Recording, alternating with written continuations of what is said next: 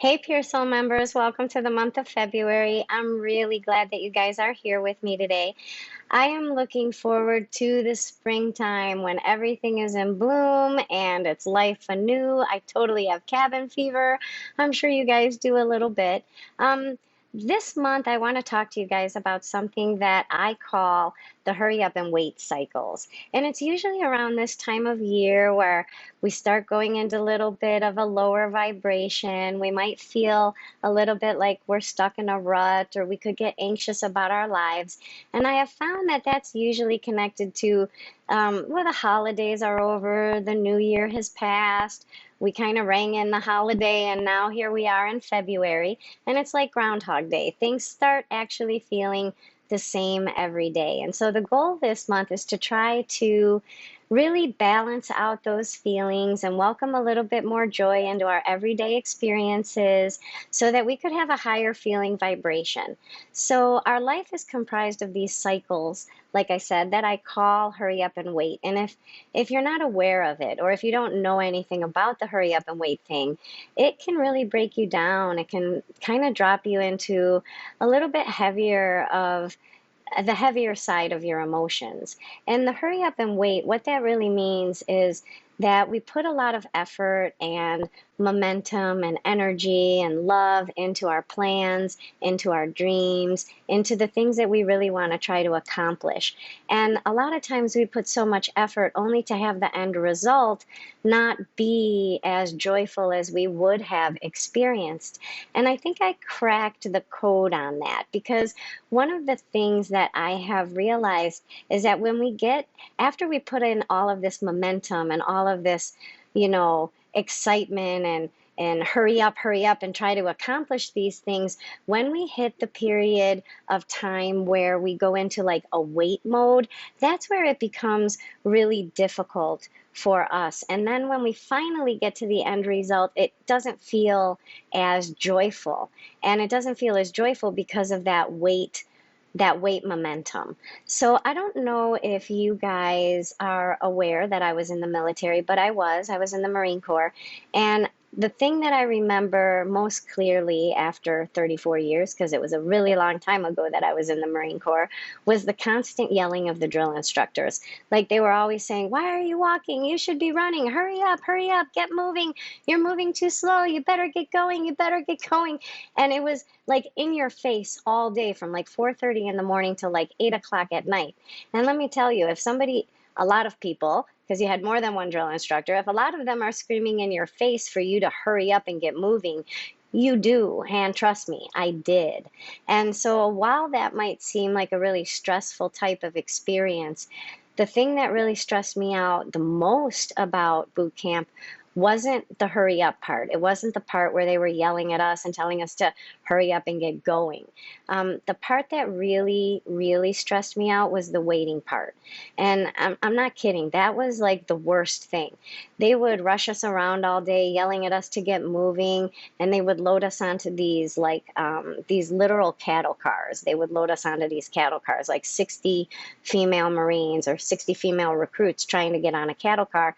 And then they'd shut the door of the cattle car, and then you would sit there and you would wait for like an hour. And I think that was the most frustrating thing for me, was the wait period until they decided that it was time to move the cattle car. So you can kind of think of it, to apply it to more of a civilian perspective, you can kind of think of it like if you were to lose your job. It's kind of like you get laid off from work, you hurry up, you update your resume, you call every single person you know because you want to get your network going in case anybody heard of a job offering at their company. Then you hurry up and you send out your resume, and then you wait for the potential employers that might call you, that might offer you the job. And that period of time from the time you submit the resume until you get that first initial call or that email that says, "Hey, we'd like to interview you," that period of time is where we lose the momentum of our dream. It's where it starts to fade away because we're really waiting and depending on the outside world to to validate the effort that we have put in. And so the wait period of time from the time that you submit the resume until you get the call, you start to get that anxiousness back. You start to think like, oh my gosh, what am I going to do? A lot of people, you might worry a lot about that. And then imagine you get the call for the interview. Now you have to hurry up and you have to brush up on your skills and you have to get ready for the interview and you got to make sure you have the right outfit to wear or that your computer is functioning so you can get on the Zoom call for the interview. And that's what strips us away, strips away that joy. And my mom used to tell me all the time, Nicole, patience is a virtue. And it really just took me a long time to figure that out and to understand about that. And what I realized is that the main question when we're going through the hurry up and wait cycle is, what do you do with your wait time? Do you freak out? Do you get nervous? Do you start feeling very anxious? Do you become over focused on it or so worried about it that your emotions are impacted and then the rest of your day is kind of like shot to hell? Or are you creating bridges of hope? Are you looking at things that if this particular dream doesn't work out, I can create this whole other thing over here? That would be considered like a bridge of hope. Are you able to let it be during the wait time? Are you able to get it out of your mind? Where if this particular dream or plan doesn't work out, what's the next thing I can do? What's the next plan? Do you start to look toward the future for things that bring you joy? That would be an awesome thing to do during your wait time. Or are you able to just let it be? And are you able to relax and have a spa day and not let it overwhelm your mind?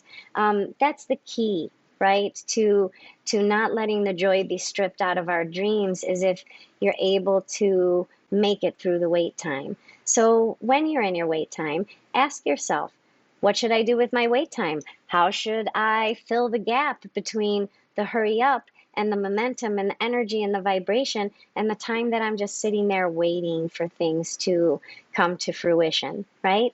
So while the hurry up and wait idea seems very contradictory, it's really not at all. Just think about it. You can't really have hurry up if you don't have a wait time. And you can't really have a wait time unless you've already had a hurry up time. So they don't contradict each other. They really, really work together. So when you think of like the momentum of the plan, that's the hurry up part. But when you think of the waiting and the relaxing and letting the universe catch up with your plan, you've put a lot of energy into your plan. And the wait time allows the universe to catch up with you, to realign things so that they bring you the joy that you are actually looking for. And if we trust that process and we trust that things are moving toward us, then the wait time is going to be a whole heck of a lot better. We won't lose the hurry up momentum and energy and excitement that we get from doing all of that planning for the thing that we want to do next. And so hurry up and wait says take control of the things that you actually do have control of, which is the planning and the action on the plan. But that when you hit the wait time, realize that you don't have any control over that time because that's not your time. That's the universe's time. That's the people that you submitted the resume to for them to take a look at it. And so allow it, trust it, and you will see that the universe will catch up with your plan and the things that you're looking for will actually happen. So again, I am so excited that you guys are here, and I really hope that you try this concept, that when you find yourself in the wait period between the effort you've put in and the universe's response to that, you're going to find a whole different way of thinking about creating and moving forward in your life. It changed my life. It really did, and I hope it changes yours and lets you realize that when you're feeling down in the rut or in a lower vibration, you know exactly now how to handle it. So I look forward to seeing you guys, hopefully on the Zoom the week after next, I think. And yeah, that's it. So happy February. Bye-bye.